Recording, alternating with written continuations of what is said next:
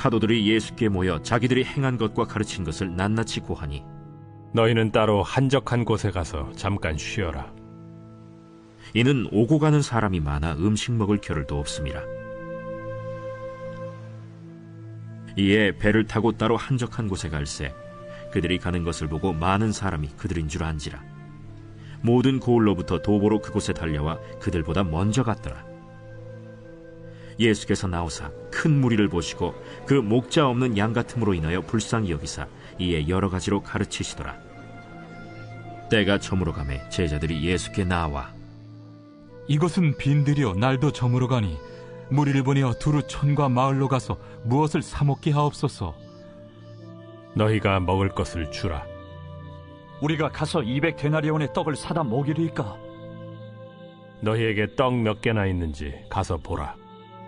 떡 5개와 물고기 2마리가 있더이다. 하거늘 제자들에게 명하사 그 모든 사람으로 때를 지어 푸른 잔디 위에 앉게 하시니 때로 100명씩 또는 50명씩 앉은지라. 예수께서 떡 5개와 물고기 2마리를 가지사 하늘을 우러러 축사하시고 떡을 떼어 제자들에게 주어 사람들에게 나누어 주게 하시고 또 물고기 2마리도 모든 사람에게 나누심에 다 배불리 먹고 남은 떡 조각과 물고기를 12바구니에 차게 거두었으며 떡을 먹은 남자는 5,000명이었더라. 예수께서 즉시 제자들을 재촉하사 자기가 무리를 보내는 동안에 배 타고 앞서 건너편 벳세다로 가게 하시고 무리를 작별하신 후에 기도하러 산으로 가시니라. 저물매 배는 바다 가운데 있고 예수께서는 홀로 무태 계시다가 바람이 거스름으로 제자들이 힘겹게 노젓는 것을 보시고 밤 사경쯤에 바다 위로 걸어서 그들에게 오사 지나가려고 하시며 제자들이 그가 바다 위로 걸어오심을 보고 유령인가 하여 소리 지르니 그들이 다 예수를 보고 놀랍니다. 안심하라.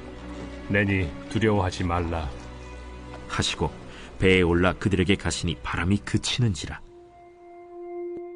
제자들이 마음에 심히 놀라니 이는 그들이 그 떡 떼시던 일을 깨닫지 못하고 도리어 그 마음이 둔하여졌음이로라. 건너가 게네사렛 땅에 이르러 대고 배에서 내리니 사람들이 곧 예수신 줄을 알고 그 온 지방으로 달려 돌아다니며 예수께서 어디 계시다는 말을 듣는 대로 병든 자를 침상째로 메고 나오니 아무데나 예수께서 들어가시는 지방이나 도시나 마을에서 병자를 시장에 두고 예수께 그의 옷가에라도 손을 대게 하시기를 간구하니 손을 대는 자는 다 성함을 얻으니라.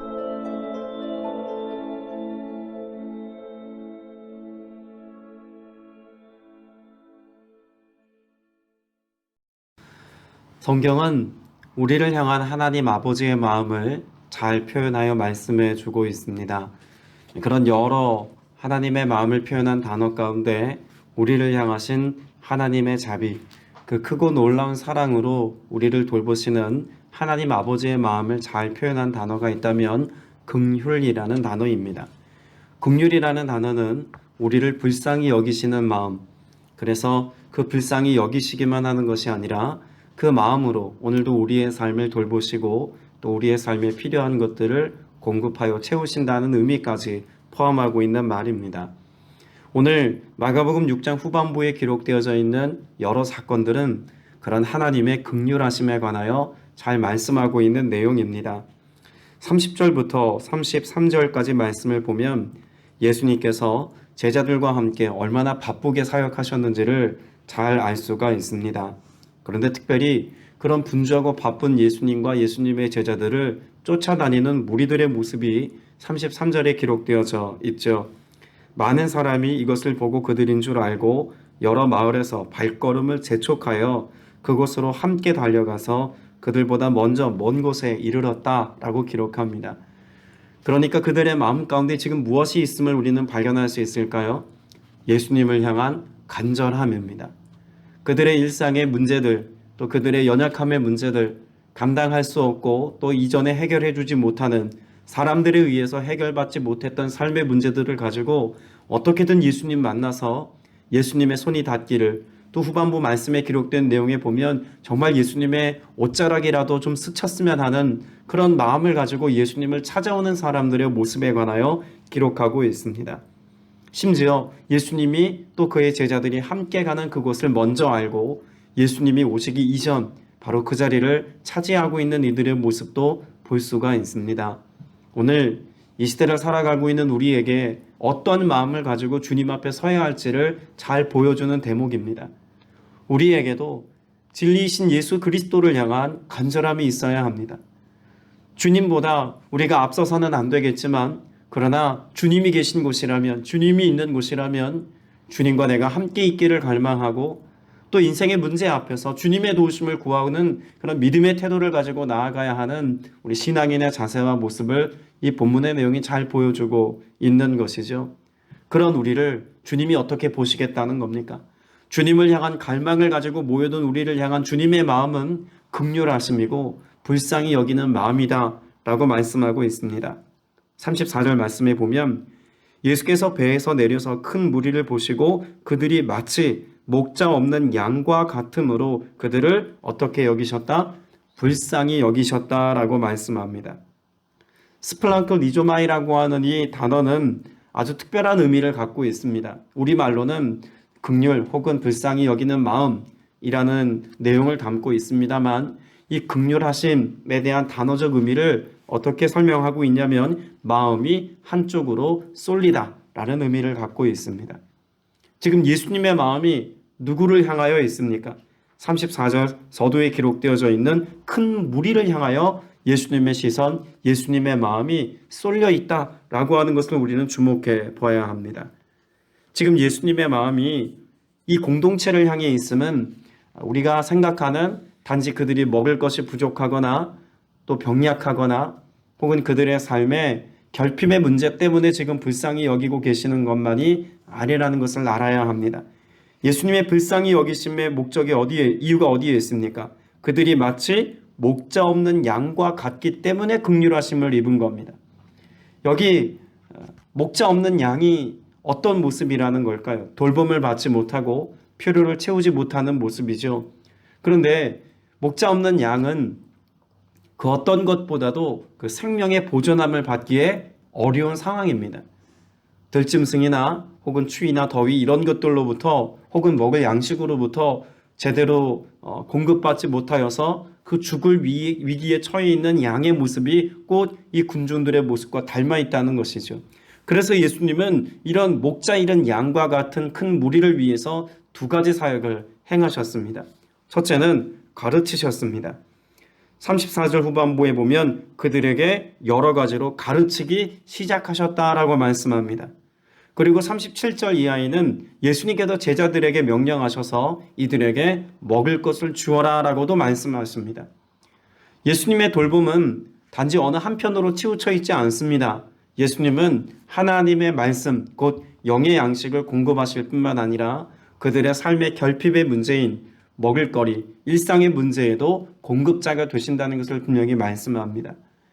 때문에 오늘 저와 여러분이 예수 그리스도 앞에서 그 은혜를 누린다라고 말할 때는 비단 우리의 삶의 일상에 필요한 것들만 기도로 응답받는 것을 염두에 두어서는 안 될 겁니다. 혹은 반대로 영적인 것을 우리에게 공급해 주시고 우리 일상에 관해서는 관심 없으신 예수님인 것처럼 여기며 살아서도 안 될 것입니다. 주님은 우리 영적인 삶을 통해서 진리의 말씀이 우리의 삶을 견인하고 또 그 말씀을 통해서 우리가 영의 양식을 공급받아서 하나님과의 친밀함과 교통함 속에 살아가기를 기뻐하십니다. 그리고 더불어 그런 하나님 안에서 공급받은 믿음의 사람들이 이 땅을 살아갈 때 일상의 문제, 곧 무엇을 먹을까, 무엇을 마실까, 무엇을 입을까에 관한 일상의 문제, 결핍의 문제, 우리가 겪는 삶의 고통과 탄식과 눈물의 이유들에 관한 모든 것에 관하여 주님은 우리의 삶의 해결자 되시고 공급자 되심을 우리가 믿고 나아가야 할 것입니다. 때문에 예수님은 이들의 삶에 합당한 하나님의 것들로 채워서 세상이 줄 수 없는 만족을 온전히 주시는 예수 그리스도이시다라고 하는 사실을 잘 보여주고 있습니다. 그러면 단지 예수님께서 지금 내어주시는 것이 비단 그들의 삶에 필요한 것, 그들이 원하는 것만 채워주시는 분으로 오늘 본문이 기록하고 있을까요? 오늘 예수님께서는 먹을 양식을 채 준비하지 못한 큰 무리들을 위해서 제자들을 통해 그 양식이 공급되게 하십니다. 근데 그 과정의 모습을 보면 39절에 예수님께서 모든 때를 지어 어디에 앉게 하셨다고 말씀합니까? 푸른 풀밭에 앉게 하셨습니다. 여러분, 유대 지역에서, 그 특별히 광야 지역에서 푸른 풀이 자라는 때는 딱 한 계절 뿐입니다. 약 한 달 정도의 시간, 5월 초에서 5월 말까지 그 광야에 풀이 자라는 시기가 일시적으로 있습니다. 그러면 여기 푸른 풀밭에 지금 앉게 하셨다라고 하는 것은 그때가 언제다? 5월쯤이다 라고 하는 것을 알 수가 있죠. 그러면 5월쯤에 6월의 절기를 따져볼 때 어떤 절기가 맞물려 있을까요? 6월절입니다. 그러니까 지금 예수님께서 큰 무리와 함께 푸른 풀밭에 앉아있는 이 시기는 6월절을 목전에 둔 어느 때라고 하는 것을 이 한 구절이 잘 보여주고 있는 거죠. 그리고 그때 예수님께서 많은 무리들을 앉게 하시고 그들에게 양식을 떼어서 나누어 주고 있습니다. 여기 말씀 가운데 보면 양식을 나누어 주시는 주체가 누구입니까? 예수 그리스도이십니다. 그래서 41절에 보면 예수님께서 하늘을 쳐다보고 축복하신 다음에 빵을 떼어서 제자들에게 주시고 그리고 그것을 제자들이 무리들에게 나눠주고 있죠. 그러니까 떼어주고 있는 주체는 예수님입니다. 자, 그러면 이 장면은 예수님께서 십자가를 지시기 전 6월절 만찬의 모습을 제자들과 함께 나누셨던 것과 연장선상에서 생각해 볼 수 있겠죠. 그날도 6월절 만찬의 자리였습니다. 지금도 6월절을 목전에 두고 있는 어느 때 큰 무리들을 예수님께서는 보고 계시고 그들을 때로 지어 앉게 하신 뒤에 예수님께서 직접 빵을 떼어 나누어 주고 계십니다. 그러면 이 장면은 6월절 예수님의 제자들과 함께 나누셨던 최후의 만찬 이전에 교회 공동체 안에서 마치 성만찬을 대하는 것 같은 모습과도 우리가 연결해서 생각해 볼 수 있지 않겠습니까? 그러면 예수님은 단지 빵을 떼어주시는 것이 아니라 자신을 나누어 주고 계시다라고 하는 것으로도 생각해 볼 수 있습니다. 그러면 이 예수님을 통하여서 공급받는 이 모든 무리들은 지금 어떤 모습으로 우리가 생각해 볼 수 있을까요? 교회입니다. 교회 공동체를 예수님은 염두에 두시고 교회가 된 지체들에게 지금 예수님 자신의 그런 살과 피를 지금 나누셨던 것과 같이 음식을, 양식을 나누고 계신 것이죠. 분명 여기 모인 자들은 아직 교회라고 하기에는 예수님의 그런 연합된 지체로서의 모습을 가지고 있는 성도로서의 모습이라고 하기에는 턱없이 부족한 모습일런지 모릅니다. 단지 먹고 마심의 문제 앞에, 그 결핍의 문제 앞에서 예수님의 도움을 구하고 있는 인생들입니다. 또 후반부에 나오는 예수님을 쫓아온 많은 무리들의 모습을 보면 우리의 병약함의 문제나 혹은 우리의 힘으로 감당할 수 없는 인생의 문제들 때문에 예수님의 도우심을 간절히 기대함으로 나왔던 무리들입니다. 그런데 예수님이 보고 계신 것은 그런 연약한 모습만 보고 계신 게 아니라는 것입니다. 그 결핍의 문제 앞에서 슬퍼하고 눈물 짓고 있는 모습만 보고 계신 것이 아니라 장차 이들을 통해서 예수 그리스도께서 교회 공동체를 세우실 것을 보고 계시다라고 하는 사실을 우리는 주목해 보아야 합니다. 우리에게도 연약함이 있습니다. 이 시대를 살아가고 있는 우리에게 부족한 결핍의 문제가 있기 마련입니다. 그러나 주님이 보시는 것은 우리의 약함이나 부족함을 보고 계신 것이 아니라 그런 나일지라도 주님과 연합하여 한 몸이 된 곧 교회로서의 삶을 살아갈 때 하나님의 군대와 같이 일어날 모습을 주님이 주목해 보고 계시다는 겁니다. 특별히 예수님께서 그 푸른 불밭에 때를 지어 앉게 하셨을 때의 모습을 한번 보십시오. 40절에 보니까 어떻게 앉게 하셨습니까? 그들은 100명씩 또는 50명씩 때를 지어 앉았다라고 말합니다. 여러분, 이것은 의도적으로 표현된 구절의 내용과 같다고 말할 수 있습니다. 당시 로마의 군대 제도가 어떻습니까? 50부장, 100부장, 1000부장 그런 군대의 단위를 나눌 때 50명, 100명, 1000명 단위로 나누었습니다. 그런데 마가복음에 보니까 오늘 그 모여있는 무리의 숫자가 꼭 어떻습니까? 100명씩 또는 50명씩 때를 지어 앉아 있습니다. 예수님은 거기 모여있는 큰 무리들, 지금 누가 보아도 도움이 필요하고 돌봄이 필요한 백성들이지만 목자 없는 양과 같이 나약해 보이는 모습이지만 그런 그들을 교회라고 말씀하고 계시고 교회 공동체로 부른 그들을 통해서 하나님의 군대와 같이 일어날 것이다라고 하는 사실을 우리에게 영적인 의미로 잘 말씀해 주고 있다는 것이죠. 주님이 오늘 우리도 이와 같이 부르셨습니다. 하나님의 군대로 우리를 불러주셨습니다. 하나님의 군대이기에 그 군대에 필요한 모든 자원은 누가 공급하십니까? 주님이 공급자 되신다는 것을 분명히 말씀하고 있습니다. 하나님의 군대를 표현할 때 헬라어로 마하나임이라고 표현하죠. 하나님의 능력을 가진, 그래서 하나님에 의해서 움직이는 하나님의 사람들, 그들이 마하나임입니다. 하나님은 우리를 그렇게 교회로 부르셔서 하나님 자신의 권능을 가지고 나아갈 수 있도록 우리에게 모든 권세와 능력을 공급하셨습니다. 주님께서 그 제자들을 통하여서 양식을 나누어 주신 것처럼, 혹은 예수님께서 직접 그들에게 진리를 가르치시고 교훈하셨던 것처럼 이 시대에 하나님의 군대 마하나임으로 불러준 저와 여러분에게도 동일하게 주님이 공급하시고 가르쳐 주시고 이끄시고 인도해 주실 것을 믿습니다.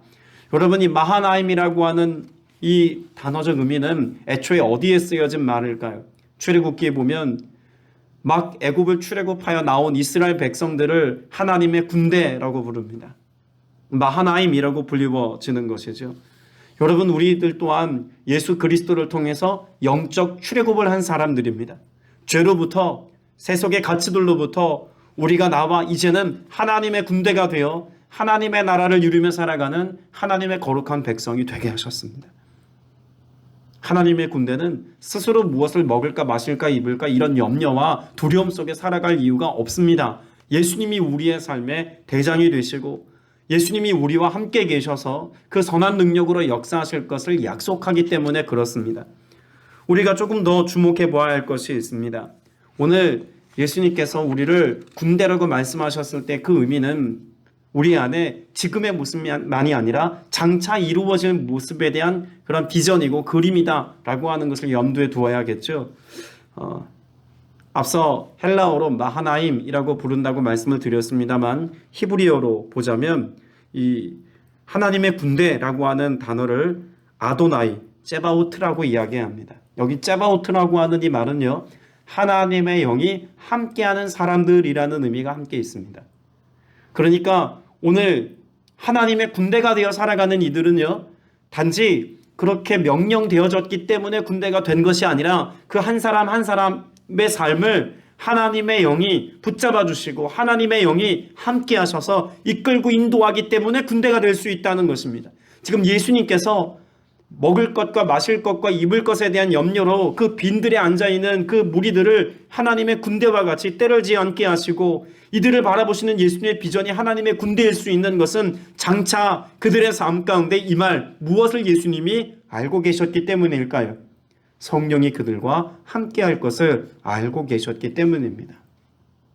예수님께서 공생애를 시작하시기 전 비둘기 같은 성령이 예수님에게 임하셨던 것처럼 이제 장차 교회가 되어서 하나님의 군대로 세상에 나아가 복음의 증인이 될 이들에게 성령이 임하셨을 때 이들이 얼마나 하나님의 거룩함을 나타내고 하나님의 능력으로 세상을 바꿔놓을 수 있는 믿음의 사람인지 예수님은 지금 내다보시고 그들을 하나님의 군대라고 말씀해주고 계신 것이라는 거죠.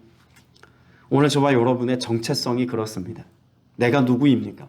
하나님이 세우신 교회입니다. 그리고 그 교회인 나에게 능력을 가지고 나아가 증인의 사명을 감당할 수 있도록 권능을 주셨습니다. 그런 점에서 우리는 하나님의 군대입니다. 근데 우리는 그와 같은 하나님의 인도하심과 은혜 베푸심을 누리며 살아가면서도 종종 그 사실을 잊고 삽니다. 무엇 앞에 그럴까요? 우리 현실의 문제 앞에서 주님께서 우리에게 행하신 일들도 또 주님이 우리를 그와 같이 불러주신 사실도 우리는 종종 잊어버리고 살죠. 오늘 본문의 오병이의 기적의 사건은 우리가 너무나 잘 알고 있는 것처럼 그래서 예수님의 제자들을 통해서 보리떡 5개와 물고기 2마리로 큰 권능을 나타내 주신 교회를 향한 장차 이루실 하나님의 놀라운 사역이 무엇인지를 잘 보여줍니다. 그런데 45절 이하에 보면 예수님께서 제자들을 재촉해서 배를 태워 먼저 보내신 뒤에 예수님께서 폭풍 가운데 제자들이 있는 그 바다 한가운데로 걸어가시는 장면이 있습니다.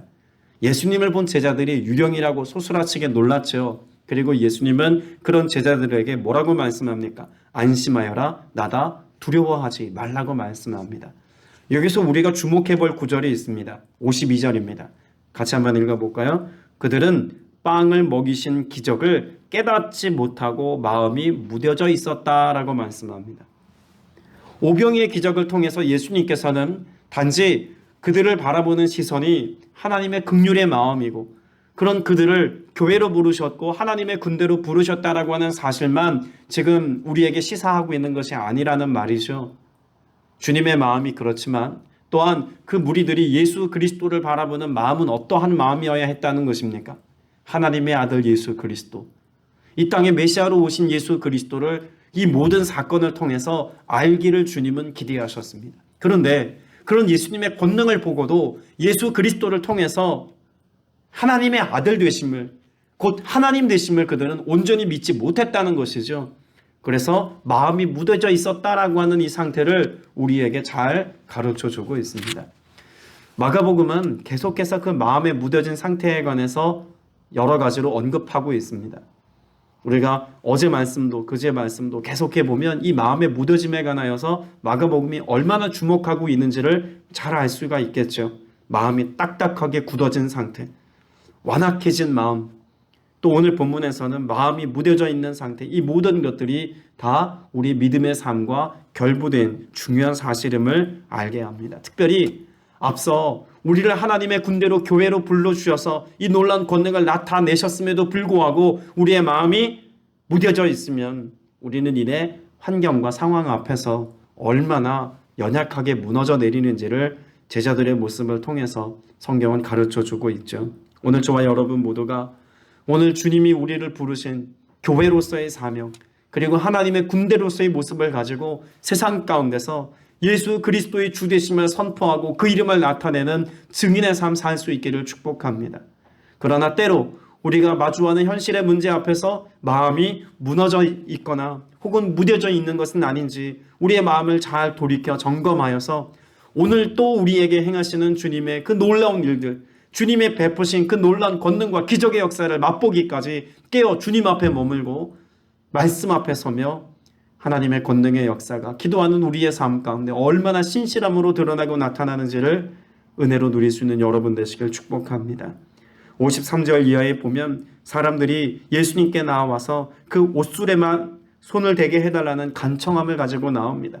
여러분, 이런 작은 믿음, 이런 작은 실천력 앞에서도 주님은 주님의 주 되심을 드러내십니다. 여러분, 손을 댄 사람이 병을 나은 것은 그런 어떤 상황적인 스토리죠. 그러나 결국 이것을 통해서 주님이 우리에게 보여주기를 원하시는 것은 무엇입니까? 예수 그리스도께서 우리의 삶의 구원자 되시며 메시아 되시며 치유자 되시고 우리의 삶의 모든 필요의 공급자 되심을 잘 보여주고 있는 내용입니다. 우린 여전히 작은 믿음의 선택일지라도 그런 주님의 행하실 일들의 기대감을 가지고 주님 앞에 나아가면 마치 예수님의 옷술에 손가락만 대어도 낫겠다는 믿음의 고백을 가지고 나아가면 주님은 우리의 삶에 하나님 되심을 충분히 나타내시는 권능의 주님이십니다. 오늘도 그 주님을 갈망하시기를 바랍니다. 주님도 알기 원합니다. 내가 주님을 인격적으로 뜨겁게 만나는 역사가 우리의 일상 속에 있기를 원합니다. 겨자씨만한 믿음 있을지라도 주님께서 그것을 통하여서 하나님의 하나님 되심을 나타내 주시고 주 권능의 역사를 우리에게 보이시겠다고 약속하셨으니 이 약속의 말씀을 붙잡고 우리가 기도합니다. 주님, 오늘도 내게 함께 하시고 내 안에 역사하시며 내 삶의 주변에 권능으로 하나님 나라 일들을 나타내 주옵소서. 여러분, 기도하실 때 이 은혜가 여러분의 삶에 드러나고 나타나게 될 줄로 믿습니다. 함께 기도드리겠습니다. 은혜가 풍성하신 아버지 하나님, 오늘 우리를 교회로 부르셨습니다. 하나님의 군사로 우리를 세워주셨습니다. 그리고 그 증인된 우리의 삶에 필요로 하는 모든 것들을 주님이 책임져 주셨고 또 공급하시며 나타낼 수 있도록 역사하셨습니다. 주님, 우리의 마음이 무너지거나 무뎌지지 않기를 원합니다. 여전히 우리 가운데 행하시며 여전히 하나님 되심을 나타내시는 예수 그리스도의 권능이 오늘 또 우리의 삶 가운데 있기를 원합니다. 과거 어느 때 우리가 경험했던 이 은혜로 만족하는 것이 아니라 오늘의 은혜를 갈망합니다. 오늘 우리를 만나 주옵시고 오늘 주님이 우리에게 행하시고자 하시는 하나님 나라의 위대한 역사를 오늘 또 경험하게 하셔서 우리의 믿음과 신앙이 날로 더욱 빛나게 하시고 오늘 더욱 크신 하나님을 경험하게 하시며 오늘 더욱 놀라운 아버지 하나님의 사랑과 은혜를 경험할 수 있는 복된 주의 권속들 모두가 되게 하여 주옵소서. 주 성령께서 친히 임재하시고 함께 하시고 권능으로 역사하여 주기를 원합니다. 보혜사 성령님 오늘도 오셔서 이 놀라운 능력으로 우리에게 나타나 역사하여 주시옵소서. 함께 하시고 인도하실 우리 구주 예수 그리스도 이름으로 간절히 기도드렸사옵나이다. 아멘.